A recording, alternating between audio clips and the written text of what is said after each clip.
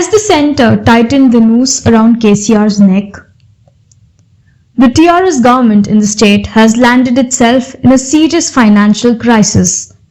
This was due to the Reserve Bank of India's refusal to permit the state government to participate in the auction for open market borrowings, which was held on May 17th. As a result, the state had less money in its coffers to fund various ongoing welfare schemes. That too, while the TRS is preparing for assembly elections next year. Already, several beneficial schemes are being put on hold.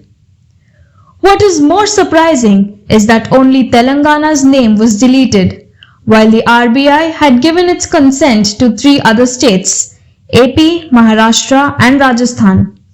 They are allowed to participate in the auction. As per the loan calendar, Telangana is supposed to have raised Rs 2,000 crores by May 17th. According to the indicative calendar of the RBI, the total loans to be raised by Telangana in April and May was Rs 8,000 crore. The chances of the state raising loans in the next 10 months of this financial year appears remote, as the centre is not satisfied with the replies furnished by the state on the loans as it has been raising. The state may not send further replies to the centre as it believes the freeze on raising loans was a vindictive measure towards the performing state. Added to that, the state's financial woes are that the centre is releasing funds directly to the local bodies bypassing the state government for implementing certain schemes in rural areas. Chief Minister K. Chandrasekhar Rao has already expressed his displeasure over the centre's decision, which according to him is mischievous and deliberate. As a result, the state government has to postpone its Palle Pragati as well as Pattana Pragati programs. Interestingly, the state has bagged almost all 10 central government awards in the first phase, and in the second phase, 19 villages from the state had clinched honours of the 20 announced by the centre.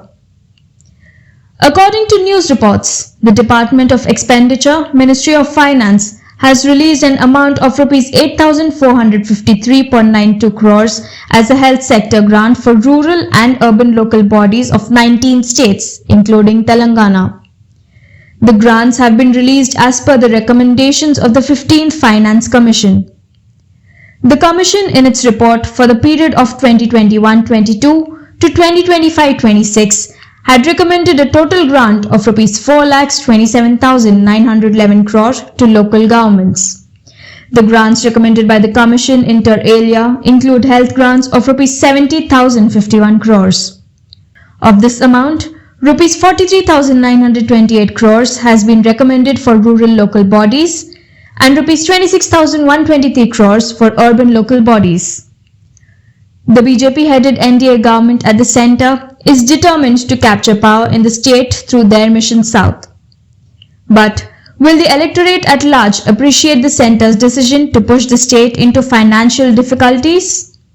Or the direct transfer of funds to local bodies from the centre, which is meant to implement PM's welfare schemes, will be welcomed by the rural electorate? The prevailing situation may affect the state-sponsored schemes like Farm Loan Waiver, Dalit Bandhu, Mana Uru Mana Badi, to name a few, as the government cannot hold back salaries to government employees, Asara pensions and Rs 3 lakh cash or 2 BHK scheme or Right to Bandhu or interest repayments on loans are already availed. As if this was not enough, unrest among private transport carriers like autos, taxis and good transport owners is set to reach a flashpoint with the government's decision to impose huge taxes, including the green tax. In a bid to offset its financial crisis, the state government has also hiked the domestic power tariff as well as liquor prices abnormally. Interesting demand from the private transport union to bring petrol and diesel under GST may also cause further embarrassment as the unions have already begun their agitation with a day-long bandh on Thursday and threatened to intensify their agitation. Would the centre like to instigate beneficiaries of these state-sponsored welfare schemes to ensure anti-incumbency factor against KCR reaching a flashpoint by the time of the state goes to polls? In that context, KCR and his government may face tougher times ahead in keeping all sections which were beneficial to his government schemes, especially the poor and needy. Truly, it's a litmus test for KCR to steer his party to power for the third consecutive term in a row this time around.